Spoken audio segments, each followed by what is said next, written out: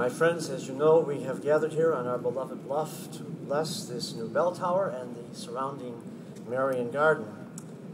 Probably the most famous bell tower in the world is the one that's commonly described as the Leaning Tower of Pisa. I'm sure that both our donors and our architects are quite hopeful that this tower will also achieve some fame, but not for the same reason. Ellen and Kathleen Lund have fallen in love with this university, and because of that love affair, they now have provided generously the gift needed for the University of Portland's bell tower, which fulfills a long-standing dream. And all of us who are here today are most grateful to you. When Father Beauchamp announced the construction of this campus bell tower, he said that it was indeed his hope that the bell tower would both showcase the university's Catholic character and also serve as a landmark symbol for the campus community.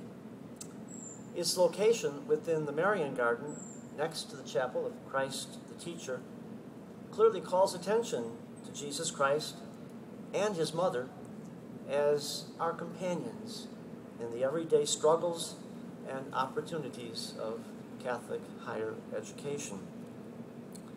The 14 bells within the tower, I understand, are also gifts from generous donors, many of whom are here today.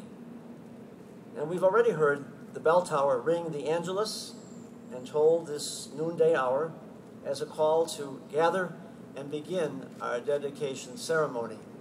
The only thing was lacking was the real gong that would have told us, get going, guys. But we finally got going, and you were patient. Thank you. The first reading in today's blessing ceremony calls our attention to the service that this bell tower will provide for the university community. In the words of the sacred author, I will sing the Lord's renown, proclaim the greatness of our God. And even without the splendid sounds of the bells, this imposing edifice on campus clearly each and every day will proclaim for all around the greatness of a God whose presence among us is truly cherished now as it was more than 100 years ago by our university's founders, Archbishop Alexander Christie and the Holy Cross community.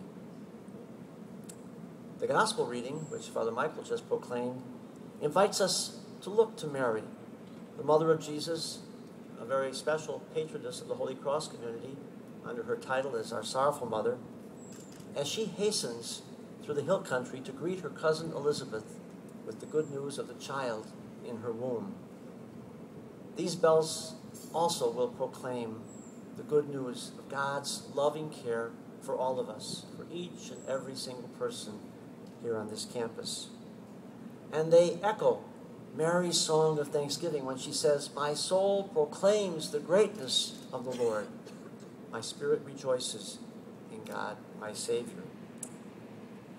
And so, yes, my friends, these are the sentiments in our hearts as we dedicate this great new bell tower.